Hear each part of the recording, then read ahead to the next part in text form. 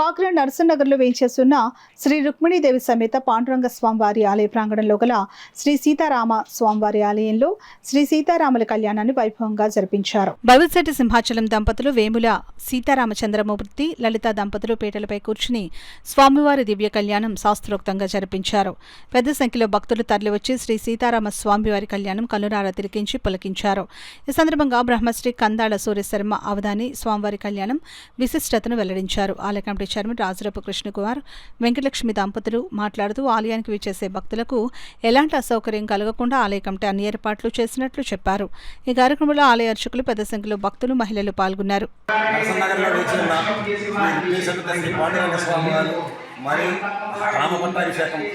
ఈరోజు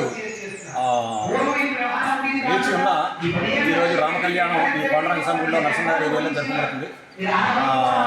గురువుగారి చేత దాని ఈ యొక్క ఉత్సాహం ఈ యొక్క కళ్యాణ మహోత్సవానికి వచ్చిన ప్రతి భక్తుడికి ప్రతి ఒక్కరికి అందరికీ కూడా ధన్యవాదాలు చెప్తున్నాను. చాలా విశేషంగా జరిగింది.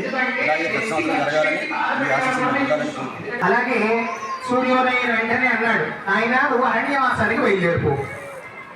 ఏమన్నాడు? ముందు రోజు సాయంత్రం పట్టాభిషిక్తుడు రెడీ అవ్వన్నాడు. అలాగే నాన్నగారు మీరు ఏం చెప్తే శిరోధార్యం అన్నాడు. ఎందుకంటే పితృవాక్య పరిపాలకుడు కాబట్టి. సూర్యోదయం అయిన వెంటనే రాత్రి భార్యకి వరాలు ఇచ్చాడు. నాకు నువ్వు ఆ రాముడికి పట్టాభిషిక్తుడు చేయడం ఇష్టం లేదని చెప్పింది. చెప్పడంతోనే ఆయన అరణ్యవాసానికి వెళ్ళాలని చెప్పి కోరుకుంది. ఆమె పంపించేసాడు. అరణ్యానికి వెళ్ళాలని ఆయన బాధపడుతుంది చెప్పాడు. దశరథుడికి ఇష్టం లేదు వెళ్ళాలని. ఆయన బయలుదేరిన వెంటనే సీతామ్మ గారు మీరు వెళ్ళి మీ నాన్నగారు చెప్పారు కాబట్టి మీరు ఏంటండి నేను నా పుట్టింటికి వెళ్తాను అనలేదు. స్వామి మీరు ఎక్కడికి వెళ్తే అక్కడికి అడిగాను నేను నడవాలి.